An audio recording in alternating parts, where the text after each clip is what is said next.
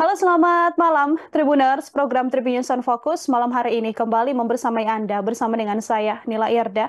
Tribuners, sejumlah aktivis dan juga masyarakat sipil diduga mengalami teror untuk kritiknya yang dilayangkan atas pembahasan RUU TNI oleh DPR dan juga pemerintah. Sejumlah pihak menilai bahkan ada upaya mempercepat RUU TNI ini disahkan hingga pembahasannya dibahas berlarut dan bahkan dilaksanakan di sebuah hotel mewah. Koalisi Masyarakat Sipil untuk Reformasi Sektor Keamanan pun sempat beraksi dengan menggedor pintu rapat Panca RUU TNI yang digelar di Hotel Fairmont Jakarta dengan membawa poster. Untuk membahas bagaimana kemudian ada potensi-potensi pembungkaman dalam kritik terhadap pembahasan RUU TNI ini, saya sudah tersambung melalui sambungan Zoom bersama dengan saya, Ketua Yayasan Lembaga Bantuan Hukum Indonesia atau YLBHI, Mas Muhammad Isnur. Mas Isnur, terima kasih sudah bergabung. Selamat malam. Kabar baik ya, Mas ya?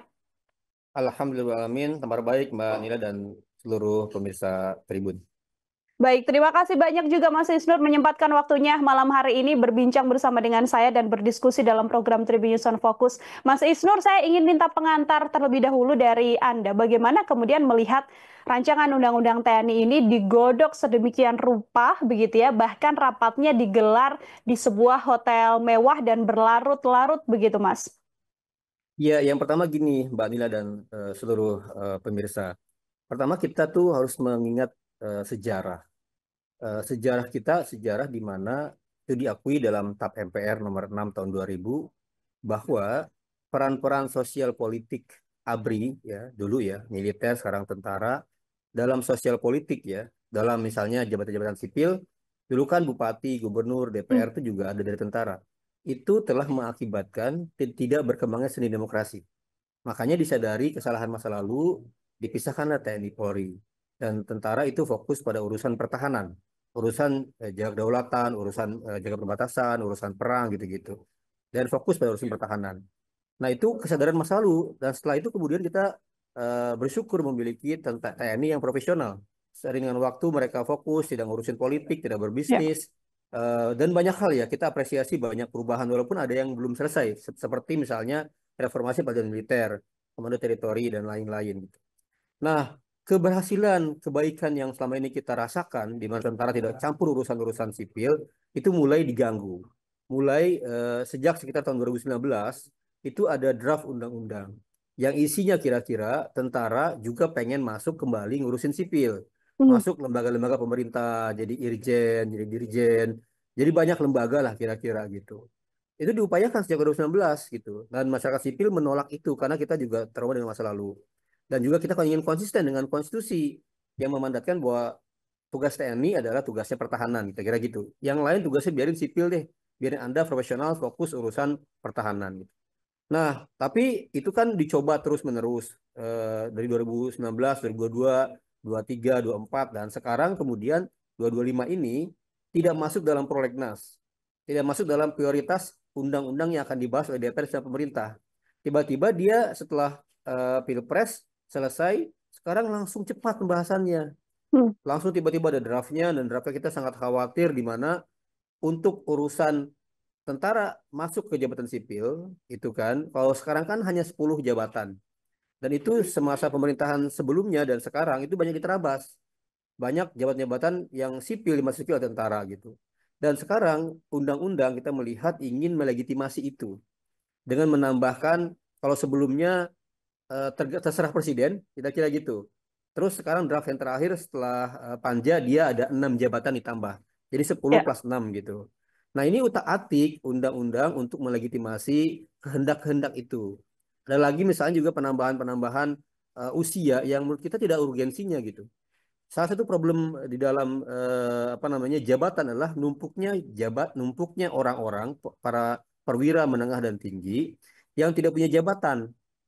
Kenapa? Karena posturnya terlalu gemuk gitu kan di atasnya sehingga butuh distribusi dan distribusinya akhirnya apa dipaksakan ke sipil gitu. Nah, sedangkan penambahan usia justru menambah masalah itu gitu, menambah Hmm. masalah penumpukan ini malah disolusinya malah nggak tepat, malah makin numpuk nanti pejabat yang nggak punya jabatan di mana-mana. Nah, yang ketiga memang pembahasannya kemudian dipercepat. Eh, ada namanya tatip sidang di DPR. Tatip sidang itu menentukan sidang di DPR itu di mana. Sidang undang-undang itu pembahasannya harus di DPR. Ada hari kerjanya, ada jamnya, ada ketentuan terbuka di tayangan untuk umum gitu.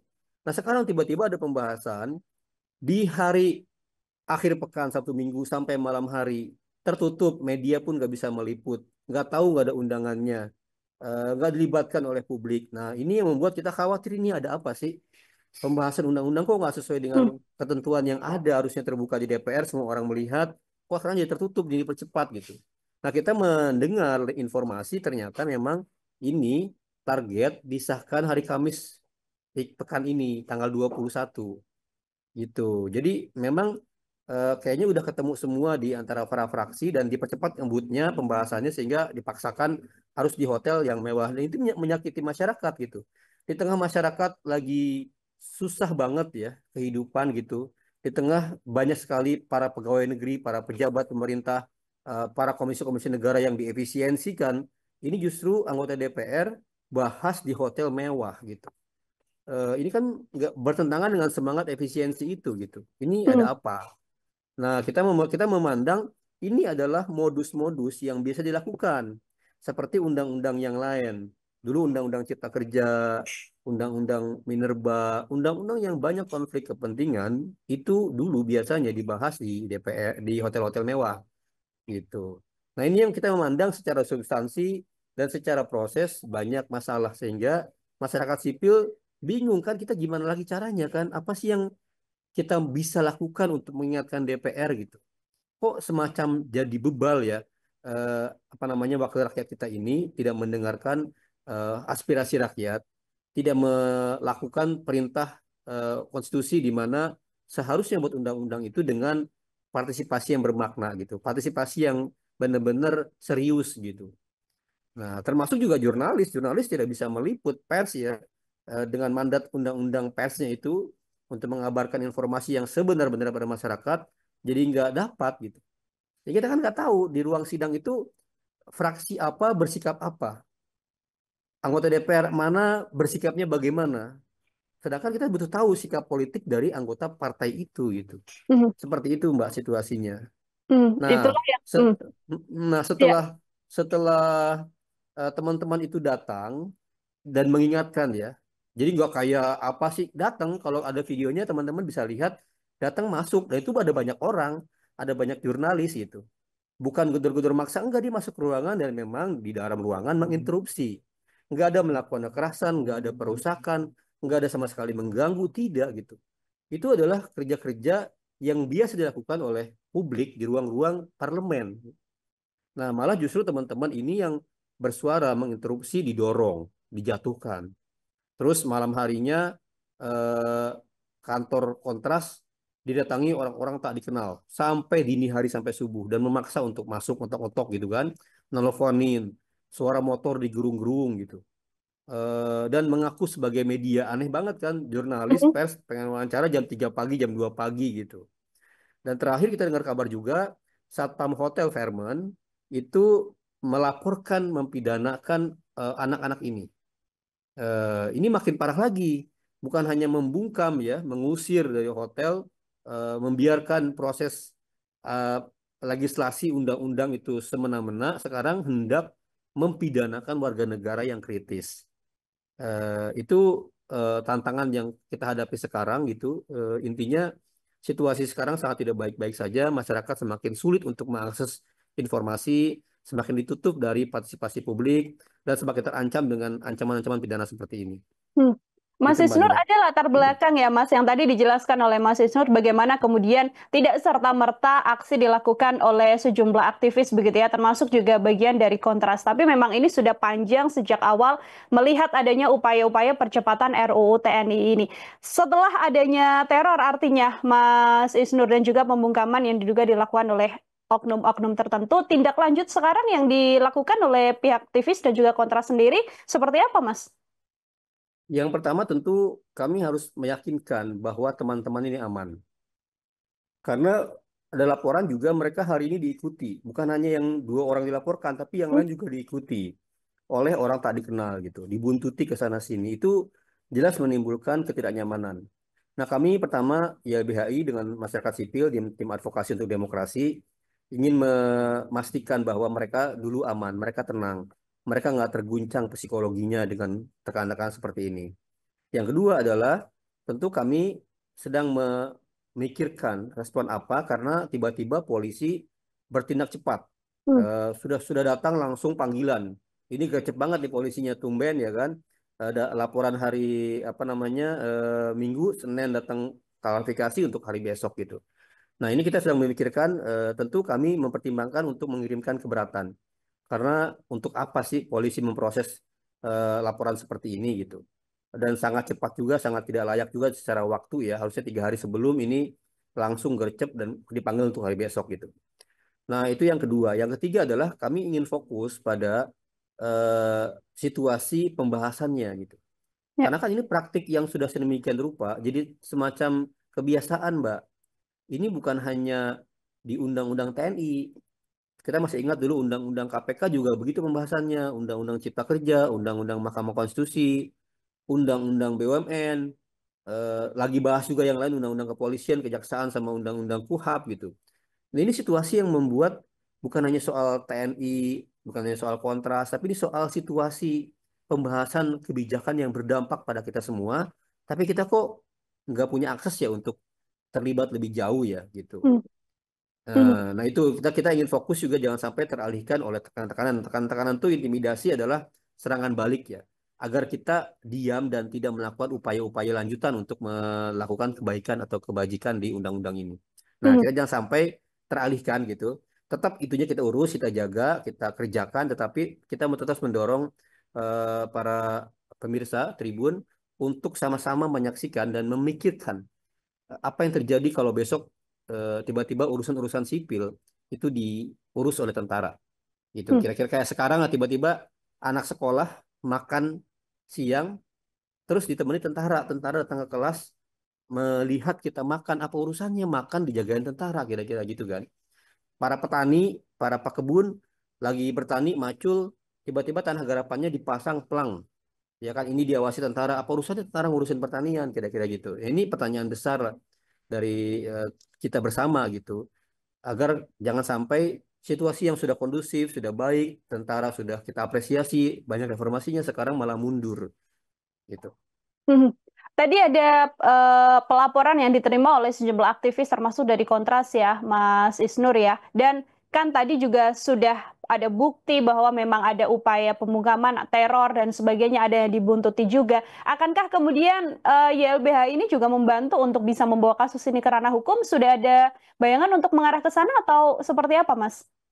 Ya, setiap orang warga negara itu dilindungi ketika dia melakukan upaya-upaya partisipasi publik. Setiap gangguan terhadap warga negara ini adalah tindak pidana kejahatan yang membuntuti, mengancam. Nah, kami sedang berdiskusi, tapi YLBHI sudah menjadi kuasa hukum Hmm. dari teman-teman korban ini, dan kami sedang berdiskusi akan melakukan langkah apa gitu. Tapi kan langkah apa ini kan akan sangat panjang secara hukum ya. Dan kita sekarang dalam waktu yang sangat singkat untuk menjaga agar undang-undang ini nggak tiba-tiba langsung besok disahkan gitu hari Kamis. Kita minta ini ditunda dulu, ini dibahas lagi secara baik, dipikir matang-matang dampaknya secara serius kepada demokrasi gitu. Nah, kita ada dua pilihan gitu ya. Hmm. Nah, kita ingin fokus kepada kira-kira menghentikan proses ugal-ugalan ini dulu. Oke, lebih fokus untuk kemudian sama-sama mengawal ya, Ya, Mas Ibnur ya, untuk kemudian ya, mengawal bagaimana agar RUU ini tidak sedemikian rupa untuk kemudian disahkan. Dari teman-teman Kontras dan juga para aktivis sendiri, ini kan sudah cukup panjang mengikuti perjalanan sejumlah RUU begitu ya Mas ya, termasuk juga RUU TNI yang pasti dari Mas itu juga melihat banyak potensi buruk di antaranya selain memang bagaimana TNI akan masuk ke ranah sipil begitu. Potensi-potensi buruk apalagi yang paling besar yang berkemungkinan juga bisa terjadi dengan disahkannya RUU TNI ini, Mas? ya. Gini, yang pertama adalah ada praktik tidak baik dalam Hmm. bahas undang-undang yang itu menjadi preseden dan bisa ditiru oleh yang lainnya. Tanpa urgensi yang cukup kuat, revisi undang-undang kan sebuah hal yang tidak baik gitu. Mhm. Nah, ini bisa ditiru oleh lembaga manapun gitu. Makanya sekarang setelah ini kan ada undang-undang kejaksaan lagi dibahas juga. Undang-undang kepolisian akan dibahas juga. Jadi dampaknya besar kepada setiap atau segenap pembahasan undang-undang yang lainnya gitu. Dan itu kan semua ngatur warga gitu.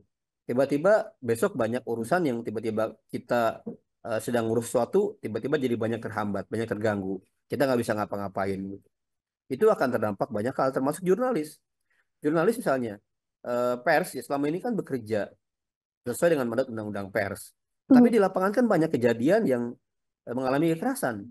Dan aparat ya, baik kepolisian maupun tentara, rata-rata kalau menurut laporan Aji adalah para pelaku kekerasan terhadap jurnalis gitu. Nah ini harus dipahami situasi-situasi yang faktual di lapangan. Apalagi kalau besok misalnya semakin banyak ruang-ruang sipil yang diisi tentara. Kenapa repotnya? Repotnya karena gini, tentara ini kan sekarang kalau ada tindak pidana atau kejahatan umum, itu kan nggak disidangkan di pengadilan umum. Ya. Mereka tuh kan disidik khusus oleh POM, dituntut oleh auditor, disidangkan di pengadilan militer gitu. Itu kan kita nggak bisa akses, susah aksesnya. Kita nggak bisa mantau, ya. Contohnya misalnya ada kasus dugaan korupsi di Basarnas, ketika KPK akan melakukan penyidikan, itu kan ditolak oleh TNI gitu. Datang terus disepakati untuk nggak ditangani oleh KPK. Dalam artian apa? Intervensi terhadap KPK sangat kuat. Nah besok-besok kalau misalnya para pejabat-pejabat pemerintah ini dalam kapasitas dia pejabat sipil, terus dia melakukan korupsi, itu siapa yang melakukan penyidikan? KPK, Kejaksaan Agung, itu kan rumit. Status orang ini dalam kapasitas apa? Sedangkan dia mengaku sebagai anggota TNI, punya kekebalan yang berbeda gitu. Ini jadi rumit secara hukum. Itu rumit. Nah, makanya harusnya strict lah pada aturan yang lama. Kalau Anda mau jadi pejabat sipil, yang ngundurin diri atau pensiun dini. Kan praktik yang dicontohkan oleh misalnya, kita masih ingat ya, Pak Agus Harimurti Yudhoyono ketika mau nyalon gubernur, kan dia mengundurkan diri. Ya. Itu praktik yang baik. Tuh. Kalau mau Anda ke gelanggang politik, ke gelanggang sipil, ya mengundurkan diri, copot senjata dan seragam Anda, kira-kira itu. Maka akan bertarung secara fair. Nah, yang ketiga akhirnya apa? Akhirnya akan terjadi yang disebut dengan kekebalan hukum. Terjadi impunitas. Nah, ini yang sangat tidak diperbolehkan oleh konteks Indonesia sebagai negara hukum. Karena dalam negara hukum ada prinsip yang namanya kesamaan di muka hukum. Nah, dengan situasi seperti ini akan terjadi ketidaksamaan di muka hukum, di mana ada pejabat yang berlatar belakang militer akan punya kekebalan yang berbeda dibandingkan dengan pejabat sipil yang lainnya gitu. Hmm. Yang terakhir adalah ini akan mengganggu dua hal. Pertama mengganggu profesionalisme tentara itu sendiri. Tentara ini kan dididik, Mbak, disekolahkan. Itu sangat mahal pendidikannya. Untuk apa sih pendidikannya? Khusus untuk ketentaraan, untuk pertahanan. Terus tiba-tiba dia ngurusin masalah sipil. Itu kan akan mengganggu dia punya kemampuan atau dia punya profesionalisme. Harusnya dia fokus ngurusin tentara, dia fokus sekarang ngurusin sipil. Yang kedua, bagi sipilnya sendiri ini kan akan terguncang. Kira-kira orang berkarir, orang sekolah, orang dididik itu dalam kapasitas pengembangan sipil untuk mengembangkan kemampuan sipil, terus tiba-tiba jabatan tingginya diisi oleh tentara. Itu kan akan mengurangi kesempatan ya, membatasi apa namanya kemampuan orang-orang sipil yang sendiri, ASN dan lain-lain. Jadi ada situasi yang menurut saya di situ tidak fair gitu. Ini juga menjadi titik berat dari aktivis dan juga kontras termasuk juga YLBHI untuk kemudian sama-sama mengawal ya Mas Isnur ya Ya, perjalanan RUU TNI ini. Dua pertanyaan terakhir dari saya Mas. Ini saya ingin minta komentar dari Mas Isnur ketika tadi pemerintah juga ditanya oleh menyoal polemik ini, bahkan Pak Presiden langsung ketika ditanya soal polemik RUU TNI ini terlihat tidak memberikan respon yang cukup gamblang begitu ya. persis. Beliau hanya Persis. mengacungkan jempol saja. Kalau dari YLBHI sendiri atau Mas Isnur, harapan besar dari para aktivis ini sedianya sikap apa yang ditunjukkan oleh pemerintah atas polemik ini, Mas? Nah, ini dia justru tidak dibukanya ruang diskusi, ruang argumentasi yang baik, malah kemudian melakukan stigma. Kami yang mengkritisi disebut kampungan, itu kan sebenarnya sangat tidak bijak aparat anggota kepala staf misalnya melakukan hal seperti itu. Itu artinya apa? Artinya dia tidak mau berdialog secara baik gitu. Itu bagian dari karakter yang kira-kira ya anti dengan demokrasi, anti dengan kritik gitu. Malah mengecap orang A B C D E gitu. Itu kan orang-orang yang tidak punya kapasitas yang cukup mumpuni sebagai pejabat publik gitu. Nah, apa sih yang harus dilakukan? Dilakukan adalah sebenarnya pemerintah dan DPR menunda serta mengkaji kembali secara serius ya hal-hal ini dengan mengundang para ahli di bidang yang berkenaan dengan berbagai hal, tata negara, demokrasi, partisipasi publik, mengundang masyarakat dari berbagai wilayah, mendengarkan cerita pengalaman petani yang diancam misalnya oleh tentara di Malang Selatan, di Kebumen gitu, mendengarkan kisah-kisah misalnya orang-orang yang sedang kena proyek PSN, misalnya di Rempang. Mereka itu tiba-tiba yang ngegusur tentara karena tentara punya kerjasama MOU dengan BP Batam. Kok bisa tentara ngurusin penggusuran gitu? Itu kan jelas melanggar dari prinsip Undang-Undang TNI. Nah, harusnya masalah seperti inilah yang dikaji dan kira-kira perbaikan apa yang diperlukan untuk menghindari tentara dari menyakiti rakyat. Atau yang perlu misalnya sekarang soal tantangan pertahanan ya, yang memang sekarang asimetris gitu. Nah, bagaimana ketahanan ini terjadi? Ya, harusnya itu yang dibahas, bukan berkenaan dengan sipil yang diduduki, berkenaan dengan apa namanya perpanjangan usia yang rasio dandinya, argumentasinya juga cukup lemah misalnya. Harusnya itu ruang-ruang permasalahan publik yang selama ini dikeluhkan menjadi pembahasan. Bagaimana menghentikan misalnya kekerasan yang dialami oleh jurnalis yang dilakukan oleh aparat. Itu yang dibahas harusnya, gitu. Oke, ada poin yang lebih krusial untuk diselesaikan ya oleh pemerintah ataupun DPR dalam hal ini daripada kemudian fokusnya adalah mempercepat RUU TNI. Ini ada informasi yang diterima oleh YLBHI begitu dan juga para aktivis ya Mas Isnur ya bahwa nantinya akan disahkan pada hari Kamis begitu. Kalaupun nanti segala upaya yang kemudian dilakukan oleh sejumlah pihak ini tidak meredam atau tidak menghentikan langkah dari DPR ketika nanti sudah disahkan, langkah apa yang kemudian akan diambil, Mas? Yang pertama, kita punya waktu 2-3 hari ini untuk sama-sama bersuara. Hmm. Jadi masyarakat, pemirsa Tribun News dan Tribun Network ini sama-sama mengkritisi, kirimkan surat, kirimkan pesan, kirimkan komen, dan lain-lain ke DPR dan pemerintah. Agar mereka memahami dan mendengar suara rakyat. Karena itulah hakikat yang disebut dengan republik. Bahwa apa namanya kekuasaan atau kepentingan ada di tangan rakyat. Jadi kita dulu sekarang fokus bagaimana caranya melakukan pressure kepada mereka untuk mereka mempertimbangkan ulang.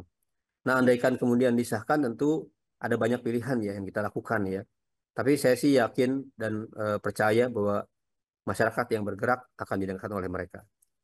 Hmm, Demikian.